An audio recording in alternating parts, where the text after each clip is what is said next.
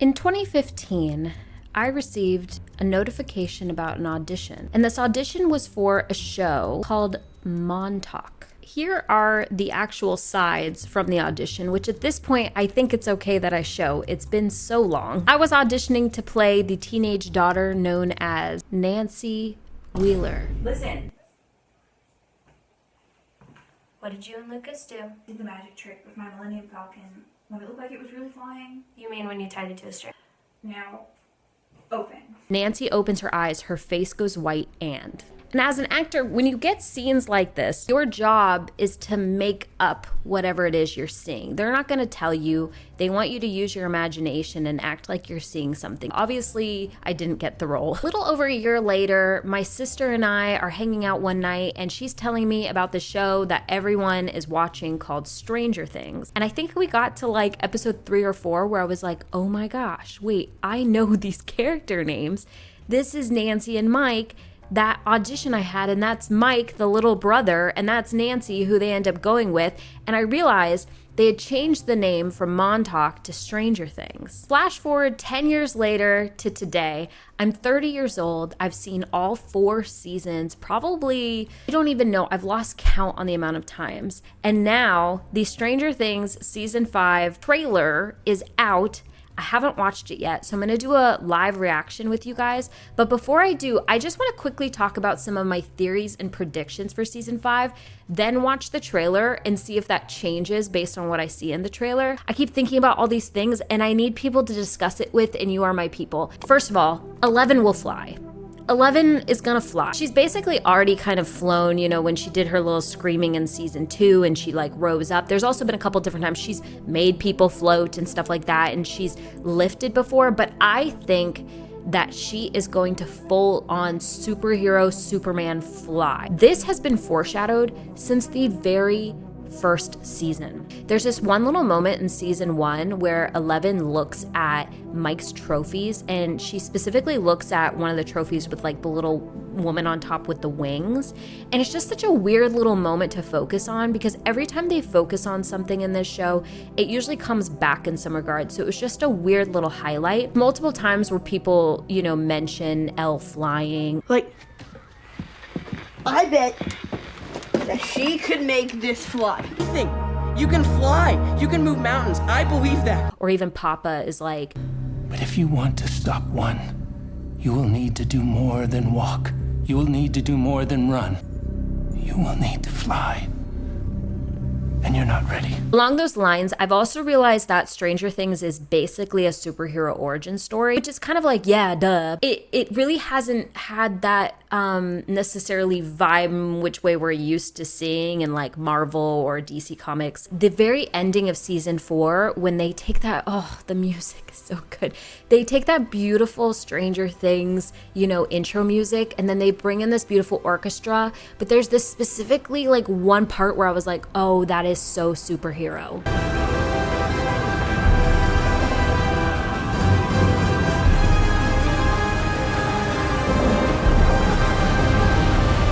With that in mind, the superhero origin that I believe is 11's story always has to have a good classic villain, and that's Vecna. Number 2, we need to talk about Will. There is so much they can do with Will. I really desire, I don't know. I desperately want there to be a fight scene between 11 and Will. And I feel like this is going to happen in some way or fashion, because Will still has Vecna, Will still feels Vecna and all that stuff, and, you know, was always controlled by the Mind Flayer, blah, blah, blah. And then they got him out, but he's still there. Let's go back to the beginning of Will's story. From the very first scene with the group of kids playing D&D, we learned some very important things about Will. one of the first things we realize is that he's a bit anxious. He's a bit unsure. He's not always very confident in his decisions. Whereas the rest of the group seems very set in themselves, Will always seems to be a little bit more in the background, a little bit more unsure. Like the very first D&D meeting, they're all shouting at him to decide this or that, and they're shouting at him back and forth, and you can see his indecision, but when the time does come, he does make a decision, and he throws the dice, and then they're trying to find the dice, and then he ends up seeing that it lands on a 7. Got it! Does the 7 count? It was a 7? Did Mike see it? Then it doesn't count. But one really important thing we learn about Will is that he has a really strong moral compass. So he goes to Mike and he tells Mike anyway. It was a 7. Huh? The roll. It was a 7. The Demogorgon. It got me.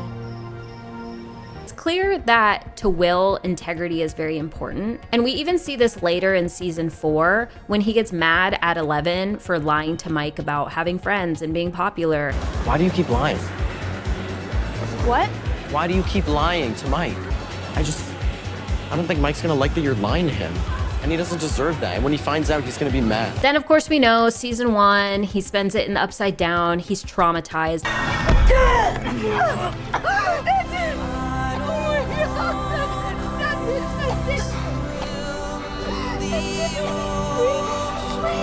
Season 2, he's possessed by Vecna and he's bullied. To kill. To kill you? Not me.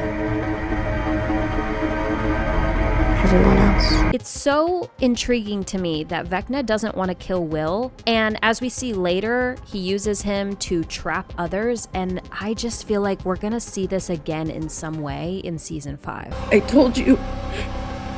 They upset him. They shouldn't have done that. They shouldn't have upset him. By the end of the season, they do get the smoky, misty version of the Mind Flayer out of him. Not easily, I might add. Yikes. However, even before he had the actual Mind Flayer, Vecna, smoky version of all that inside of him, he was still seeing visions. He was still being haunted, for lack of a better term, or shown things by Vecna. So that part of the story was never resolved, and I think with a purpose. And his story throughout season 3, I think, is particularly really sad to me because he just like wants to be with his friends. And I feel like he's just going through so much that those around him just don't understand. Finish for real. Yeah. How much longer is the campaign? Just forget it, Mike. No, you want to keep playing, right? Yeah, totally. He's just constantly isolated and alone, and the only person that was there for him previously was Mike. I also think it's just really sad because season 3, all he wanted to do was play D&D with his friends the whole time, and then he moves across the country, and in season 4, his friends play D&D. Like, it's just, it's like, what? What I find most fascinating about this whole subplot with Will in season 3 is that after his little breakdown with Castle Byers, it's not really talked about again. There is no conclusion to what's going on with him. And we keep seeing that over and over again. And I can't help but wonder, why are the writers showing us this? Why did they show us everything that Will is going through in season 3, only to never really give us any sort of conclusion? Stupid. Stupid. Stupid.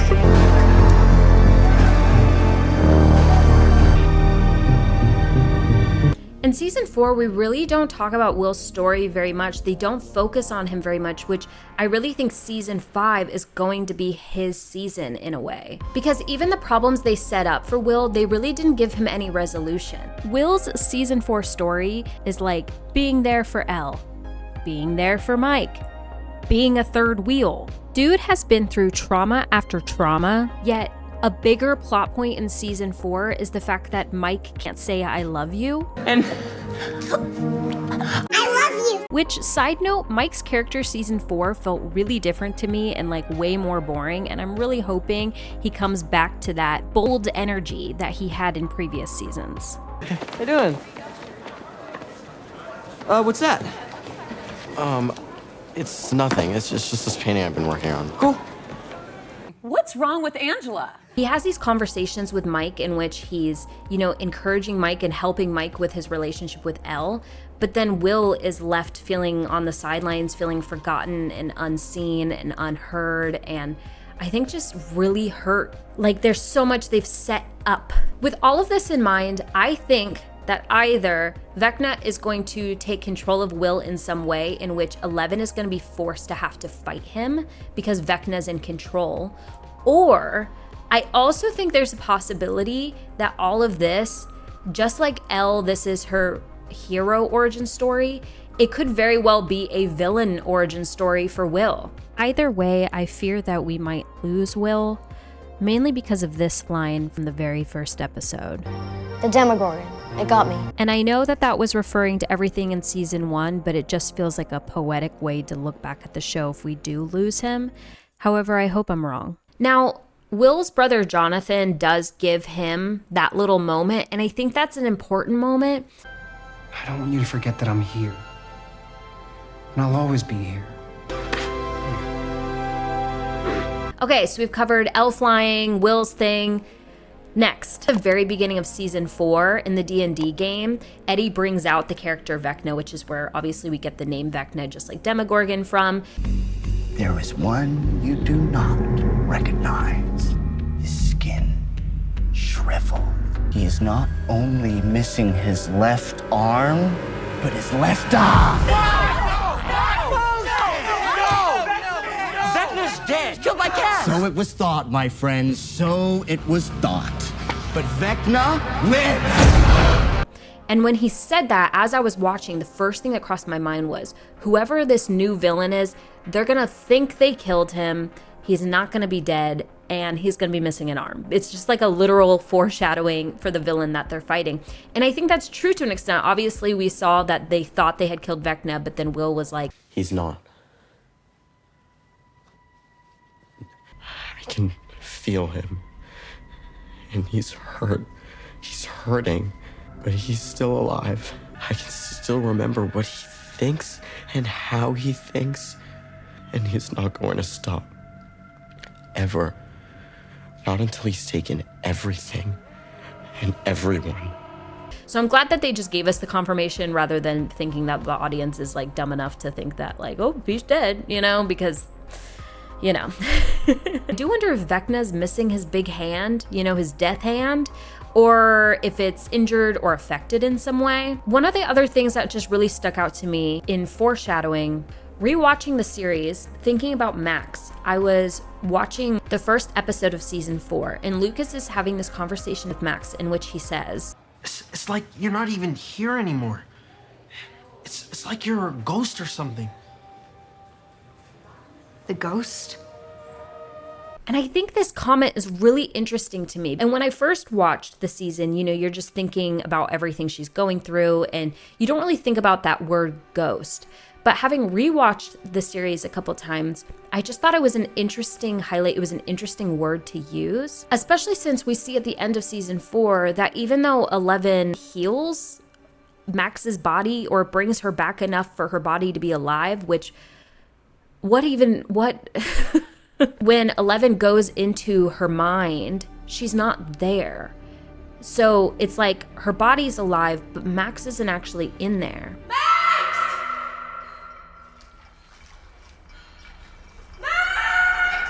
This is really interesting because they highlight a couple times that Vecna doesn't just kill his victims. When one kills, he doesn't simply kill. He consumes. He takes everything from his victims, everything they are and everything they ever will be. Their memories, their abilities.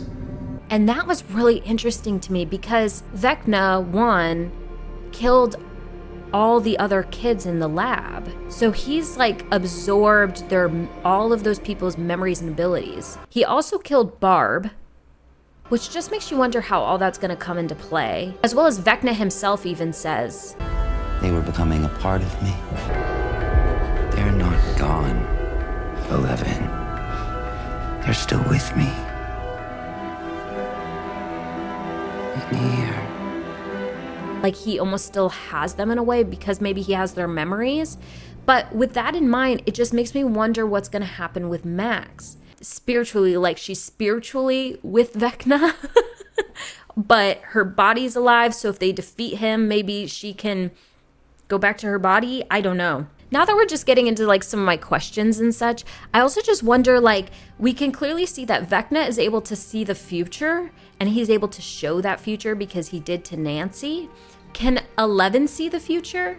Or maybe was there someone else that he killed that had that ability? Like, for example, you know, when we saw 8, which everyone so loved that storyline, 8 had a different ability than 11 and the rest of the kids did. She had the ability to make people see things. So it makes you wonder, did another kid or another one of them have the ability to show or see the future and he's absorbed that ability?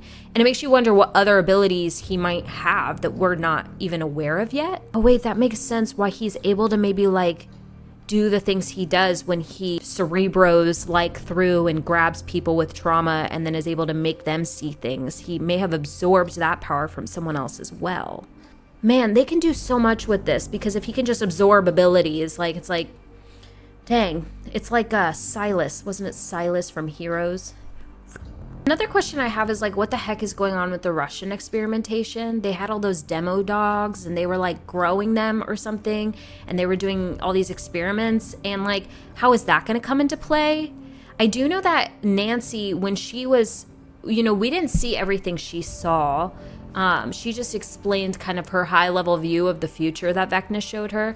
He showed me things that haven't happened yet. I saw a dark cloud riding over Hawkins, downtown on fire, dead soldiers, this giant creature with a gaping mouth. There were so many monsters. Obviously, the Upside Down is coming into the real world, so all those demodogs and everything can just like come in freely now, it seems. But I just wonder with the Russians, what all is going to happen there. To be honest, I was never that interested in the Russian subplot. Going back to the fact that 11 can heal. What? I've rewatched the show a couple times. I haven't seen any foreshadowing or anything in regards to her being able to heal, and I am just honestly really curious where that came from. She seemed like she knew she'd be able to do it too. The last thing I want to mention before I get into this reaction is Lucas. We need a doctor! Call an ambulance! Hurry, call an ambulance! Lucas. Yes, I'm here. Lucas has had it rough. That scene with Max, I know it was obviously heartbreaking as a viewer because we're thinking we're losing Max, but I also in rewatching have just thought about Lucas and just how traumatizing that whole situation would have been and how helpless he was, and then the gate opens up, and I just really wonder what they're going to do with his character because I think he's really interesting and I think they could use him in a lot of different ways. I just will be interested to see how they do. Okay, enough of my ranting. I'm now gonna watch the season 5 trailer, see if it helps confirm or maybe get rid of some of my thoughts and theories here, or maybe just open up a whole lot of questions. So let's just watch and see. I think about that night all the time. So old. The night it came for you. That's the other thing. Vecna could have just killed him in the Upside Down immediately, and me and my friend Veda were talking. We were like, did he leave him alive on purpose? Because if Vecna has the ability to see the future, maybe he knew, because Will didn't know 11 at that point, but maybe he knew Will would know 11. Tonight. Little baby. All of this started.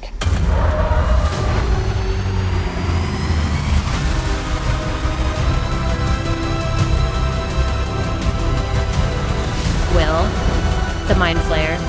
Everything. Her flying, she gonna fly.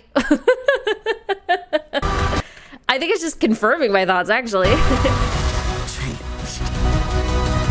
And they're not even showing me anything new. It's just, I'm trying to think in the mindset of the people creating this. You're not gonna highlight subplots or certain points that aren't the things that are important for your next season. You're gonna highlight the main story you're trying to make here.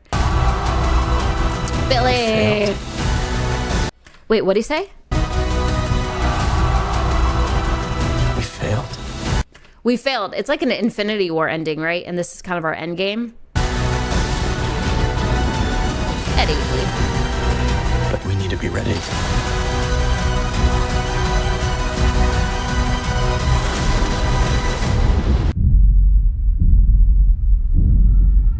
this? Is this new? This seems new. We're gonna go back through these. Oh. Oh my gosh.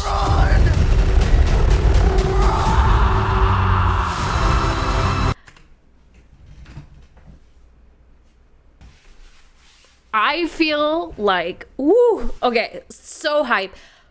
Hang on, all right, let's finish.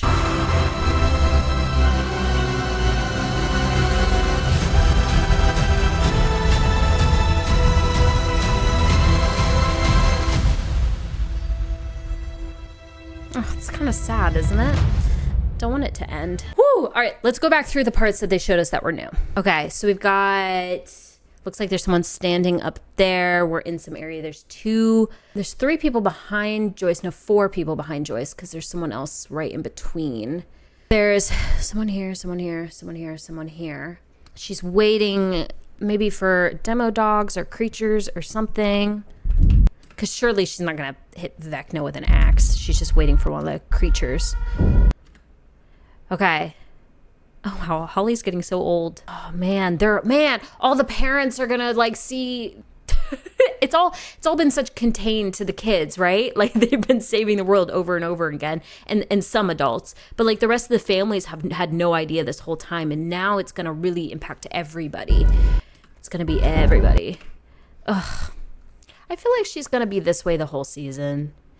Look, because she's already all healed up. She's just still in the coma because she's not there. Poor Lucas. I really hope we don't have to go the whole season without Max. Okay, we've got Dustin and Steve in the Upside Down. Or that's the hard thing. You can't even tell now it's the Upside Down because it's, right, impacted the whole world. Looks like Dustin is, like, beat up or something. He's had a hard time.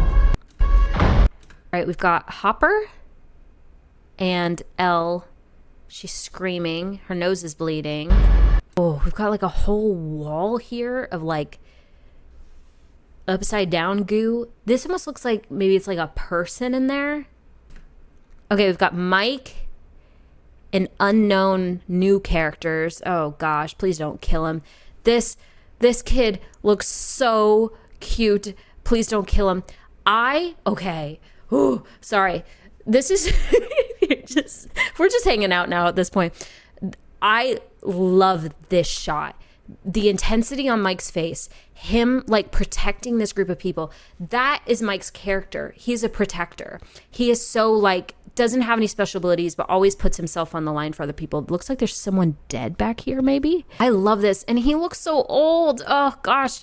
Ugh. Got all the military on it. Obviously. That seems either creatures or Vecna, but I don't think Vecna would just be like walking out. Or does he? Maybe he does. Be pretty cool, actually. Kind of hope he does. This.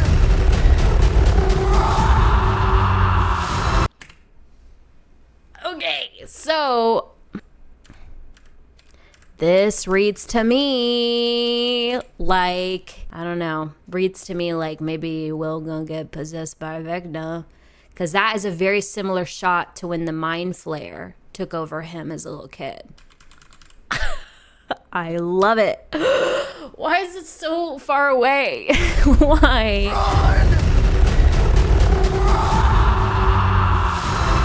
Noah Schnapp's a great actor. All these kids are. Not kids anymore. Adults. It's not enough. All right, let's read the comments. I was 12 years old when the first season came out. All of my friends used to watch it together. Now I'm 97.